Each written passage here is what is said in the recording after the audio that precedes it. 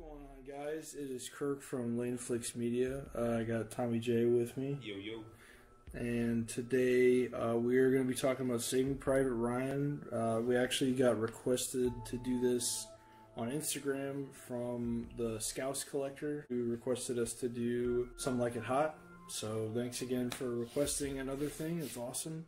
This is a movie from 1998. It's directed by Steven Spielberg. Stars Tom Hanks, Tom Sizemore, Matt Damon, Barry Pepper, Edward Burns, Vin Diesel, Giovanni Ribisi, among many other really good actors. Gonna kind of jump into the plot here. Obviously, this is a war drama. It's almost 3 hours long. It's like 2:48 or something like that. Before I jump into the plot, what are our general thoughts? Like, is this a pretty good war movie? Is it like one of the best? What do you think? Definitely one of the best. It's hard to say what's the best out of all the classics, though. But right, yeah, definitely one of the best. I feel like it's definitely the most visceral, like the most graphic. Okay. Yeah, for sure. I would agree with that for sure. Okay. So just to like kind of call Jay out a little bit here, we were sitting here the other night watching it, and I like kept saying little like things to him for the first like 20 minutes or so. And what was your reaction to the beach scene, Jay? Just stunned. Like it was pretty horrible. It was like an equivalent of like going on a gore site and just like browsing videos, but it was like all in one. And you couldn't stop. You couldn't change the video. You couldn't close out. You were just stuck there. Just I love how that entranced. scene. We'll get into it, but I love how that scene just like forces it upon you. Would you recommend this to someone who like even someone that doesn't like war films? Yes. Yeah. Yes, definitely. Just because I feel like there's little aspects in this movie that everyone, like, you know, there's an aspect of everything in the movie for everyone. Right. Like every movie viewer or whatever. So. Right. Yeah. There's a little humor here and there. There's really good character stuff. Which is crazy. There's humor in a movie like this. Yeah. I was thinking about that because I've watched it, 2 or 3 times now recently. Just watching your reaction to the beach scene and then thinking about like, in like 20, 30 minutes, there's going to be a couple little giggles. A couple little chuckles, that kind of like release the tension. Like, I think you mentioned that when we watched it. So it's pretty crazy. I would definitely recommend this movie. I think Jay would definitely recommend it as well. Just before we get into spoilers and all that, if you have not seen the movie, definitely check it out if you haven't seen it. So we're going to get into the plot now. Spoiler alert. So, it starts out with, this is the plot from Wikipedia. It starts out with an elderly veteran walks through a cemetery, accompanied by his family. Coming to a specific grave, he is overcome with emotion and begins recalling his time as a soldier. On the morning of June 6, 1944, the U.S. Army lands at Omaha Beach as part of the Normandy invasion. Captain John H. Miller leads his command, Captain John H. Miller leads his command, Company C, 2nd Ranger Battalion, in a breakout from the beach. The staff at the U.S. Department of War in Washington, D.C. learns that James Francis Ryan of the 101st Airborne Division is missing and presumed to be the last survivor of 4 brothers who are all in the military. General George C. Marshall orders Ryan to be found and sent home so that his family will not lose all its sons. So let's just like hit the brakes real quick. Talking of like how quickly they explain the Omaha Beach scene is not, it does not do it justice because that is that's the heart of the movie. I feel like not the heart, but the heartbeat. It kicks off the whole movie. Even though it starts out with this peaceful, like schmaltzy little scene at a cemetery, it's like bam.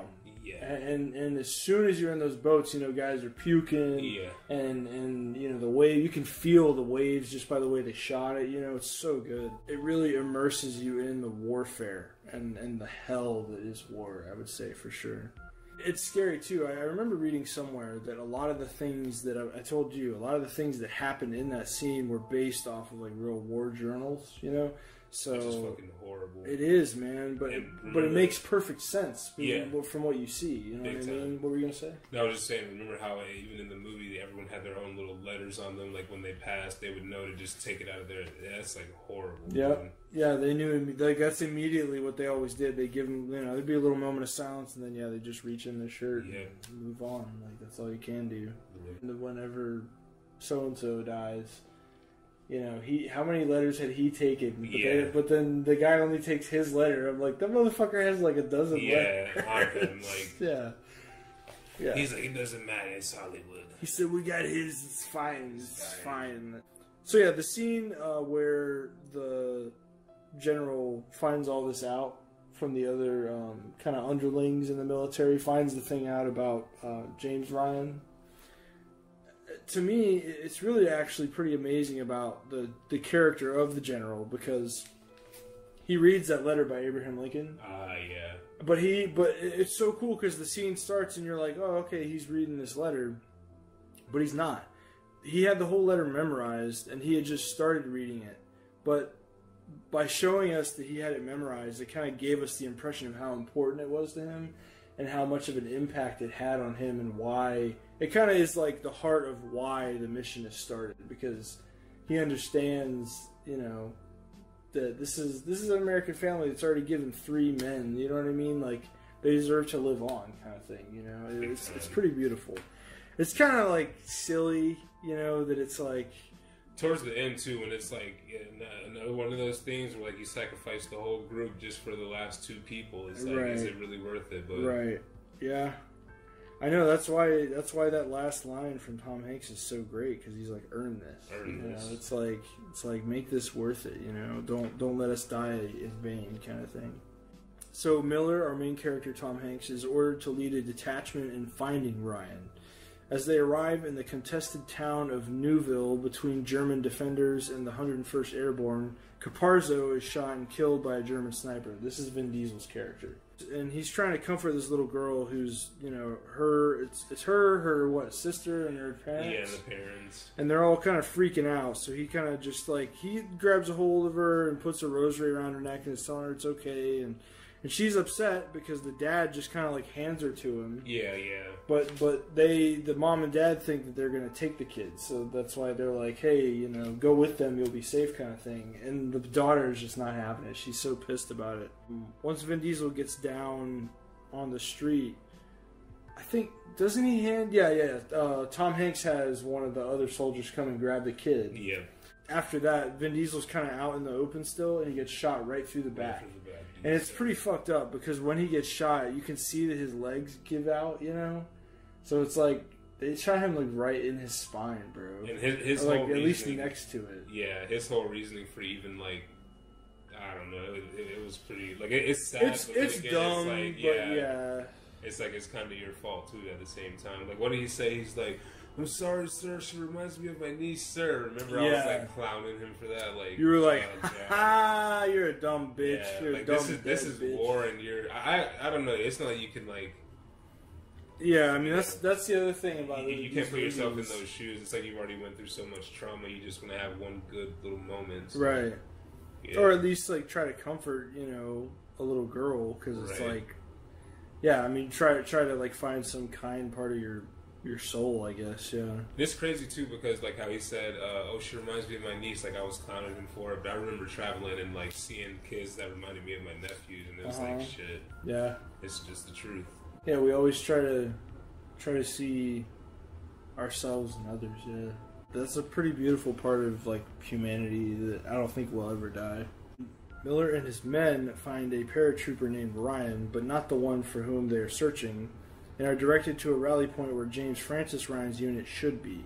So this scene's pretty funny. It's actually Nathan Fillion, who a lot of people would know as the detachable kid. You know, the guy who could take himself apart and throw him around in the Suicide Squad? Oh, yeah. That's him. That's that actor. But then he was also in Slither. He was also Mal in Firefly, and then the Serenity movie. So, yeah, he's been in a bunch of stuff. He's kind of like a fan favorite. He was the main guy in that show Castle. So he's been in a ton of stuff. He voiced Green Lantern for a while. Oh, dang. That's a long way to go from just, you know, the kind of funny scene in Saving Private Ryan. So, yeah, it's a strange path. Yeah, for sure. He's done a lot of different kind of stuff. Miller learns that Ryan is defending a key bridge in the town of Rommel. En route to Rommel, Miller decides against the judgment of his soldiers to neutralize a German machine gun nest, which results in Wade's death. This is a pretty crazy scene. So So talking about effects in this movie, like the whole beginning scene is kind of insane, but kind of insane. Well, yeah, I mean it's super insane. but I just mean like I think this may be the best effect in the movie, bro. With the medic like getting all shot up, just the continual like blood loss, the blood coming out and like I said, how the abs would flex and stuff. It's like it had to be a fake torso. But, like, it's a really good fake torso. You know what I mean? It's always so funny how you start going into, like, the actual effect. Just because I don't know a lot about effects already, so I don't even go that deep into it. But you're like, how the fuck? Like, what prosthetic do they use? I know. That's how, like, that's what a good effect is, though. Right. Is a good magic trick. You know? That's what I've always said, for sure. I feel like I always just let the movie, like, it's like a magic trick. I never want to know what actually happens. I'm just like, oh, that's fucking crazy. Yeah. I see it as real. Like, you know what I mean? I want to be a magician, though. Yeah, so, exactly.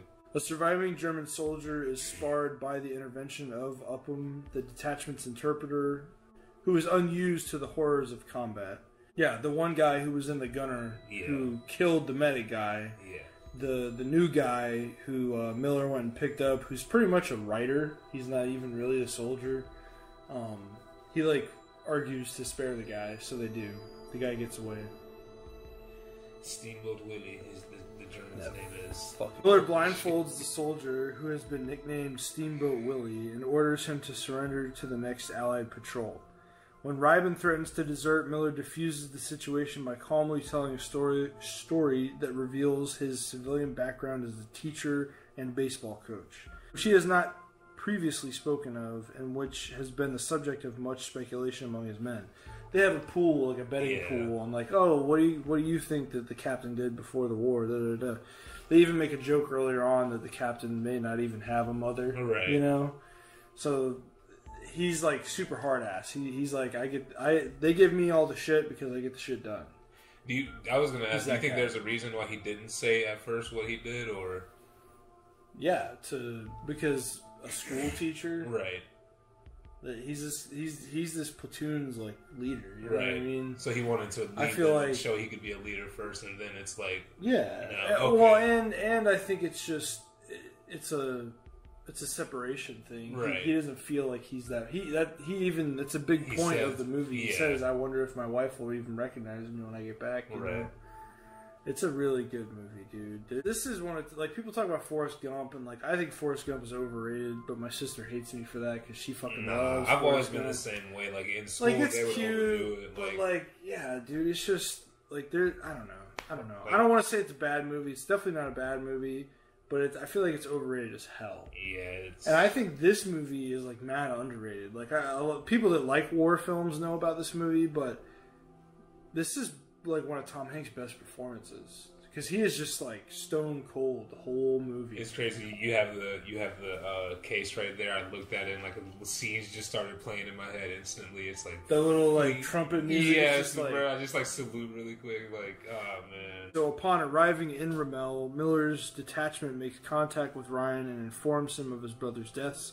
Though upset, Ryan refuses to abandon his post, which soon comes under siege by attacking Germans.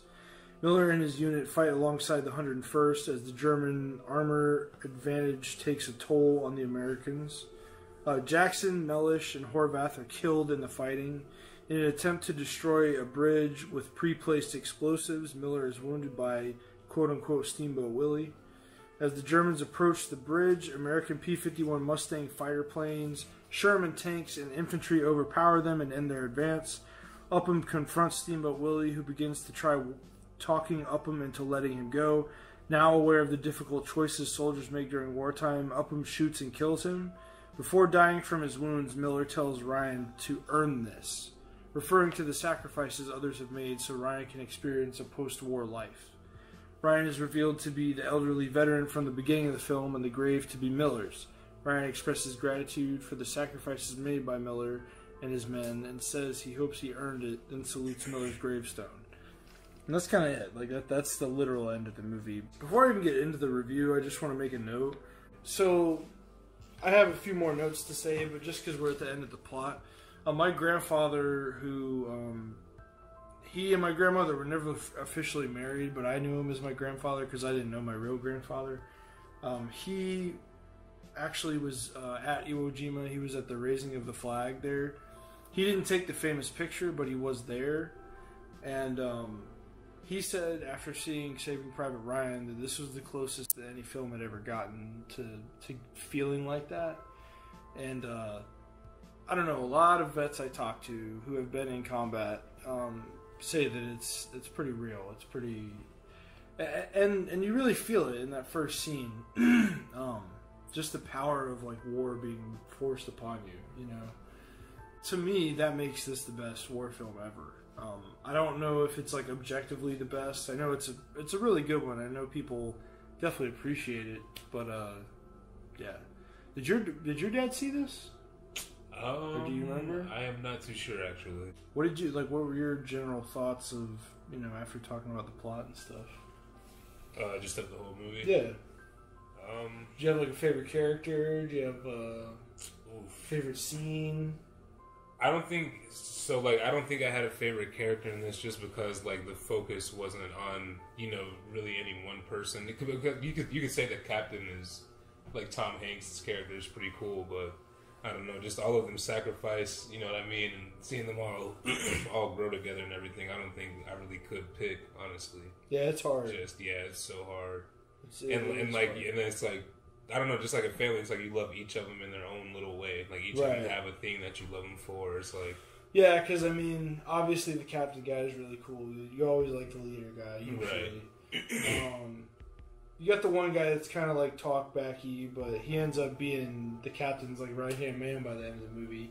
You got the right hand man guy, Tom Sizemore, who's awesome. Yes. You got the medic kid who's a little crazy, but he's got a big heart. You know what I mean? You got Vin Diesel, who's the same way. He's got a big heart. I mean, I don't know. It's like you said, they're all imperfect, but they're all still like likable. You know, even the ones that are, even the one kid that is kind of a prick, he ends up being cool because of war forcing them to be comrades. Yeah. You know? It's pretty cool. I was gonna say I even really like up him at first just because he's a dude that knew German and French. Mm-hmm. You know, with me knowing a little German. And the way that the plot was written out right there, it didn't really spell it out. Right. But he doesn't like nobly decide to kill the guy. He has the guy Steamboat Willie moseyed up in a little group, completely unarmed, and then he guns the guy down. Yeah. It's like, he's not a fucking hero, he's a pussy. Yeah. You know what I mean? I've never felt like that was an arc for his character.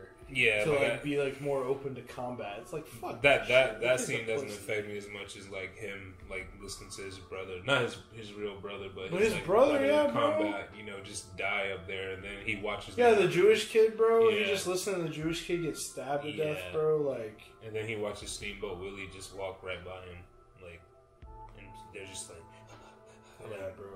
It makes me really. I remember when I saw that when I was like 10, 12 for the first time. Yeah. I was upset. Yeah. I was upset because I was like, how can you do that, bro? There's a lot of things in this movie that, like, I don't think I could say for sure I would do one way or another because I don't think you ever can. But I know for a fact in that situation, I wouldn't just let my comrade die, bro. Even if I didn't like the guy. Right. And he's a fucking American, dude. I also feel like us having older siblings, we would never let anything happen to them. Like, fucking, if something's about to happen, we throw them out of the way and go into the action, or you know what I mean, before we let them die. And I think that that brotherly instinct kicks in when we see that, and it's like, I would never be that cowardly to fucking Yeah, bro, because it's like, I'd rather die than live with the fact that I let him die. Yes, I honestly, that's a hard thing to live honestly with. Yeah, bro. Like, honestly, I look at it as a selfish thing, because it's like, I don't want to live knowing you died. I'd rather be fucking dead. You know what I mean? Yeah. It's kind of a selfish thing, but it's also selfless too, you know? So, I don't know. There's a lot of stuff throughout this movie that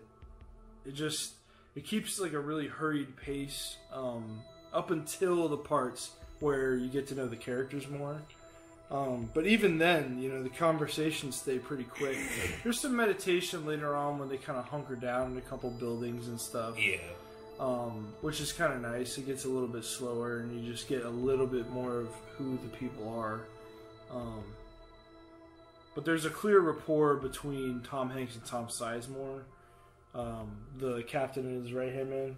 And it's felt pretty immediately in the movie, like when they're on the beach coordinating and stuff, and then throughout the rest of the movie, the guy has his back through and through. Even when he doesn't like what's going on, even when he has a different opinion, he still has the guy's back. Doesn't he find out that his friend's dead, but like a bomb goes off, and then he's like, someone like throws him over there or something, and he just like, and his friend's just sitting there dead, bro. Like, that's staring at him, like in his face. In his bro. face. Dead as fuck. Yeah, it was sad as hell, dude. I hate/love the authenticity of the beach sequence. It's hauntingly forced upon the audience, like the true battle was forced upon the men on the beach at Normandy. I've said that probably like 10 times, but it's just, I can't emphasize enough, if you haven't seen this movie, how insane that scene is. Because it's like credits, directed by Steven Spielberg, boom. And you're in the boat with the guys. Dudes are like puking up their guts because they're so fucking nervous. They know what they don't know, but they think they know what they're walking into. And it's even worse than what they think they know. And it's crazy because just like... And this guy, Tom Hanks, is standing there having to tell guys, yeah, go walk into that fucking meat grinder. Tell guys that. Like when you say meat grinder, that's like... Go walk into that fucking it wasn't meat even grinder. It wasn't even a meat grinder. It was like a fucking wood chipper. Like, yeah, dude. There was just pieces everywhere. Yeah. Like, pieces of humans. Remember that one scene where there was literally like a blob of flesh and the bullets had just like fucking destroyed his body. Yeah, there was like a semblance of a face. A resemblance of it. Yeah, that's what it was like. Dude. Yep. Or the scene where he's like, tell him we're over here in these coordinates. He's like, blah, blah, blah, blah, blah. And then he's like, the radio guy's face is fucking blown off. Gone. Yeah. Like, dude. Some wild shit, bro. The one last note I wanted to bring up was actually kind of a little thing, but the general that reads the letter by Abraham Lincoln, I don't remember if we brought it up, but I wanted to say it again just in case we didn't. He reads a letter when he's telling his underlings about the Private Ryan situation. He reads a letter from Abraham Lincoln about how terrible it is that we have to send these young men to war and blah blah blah.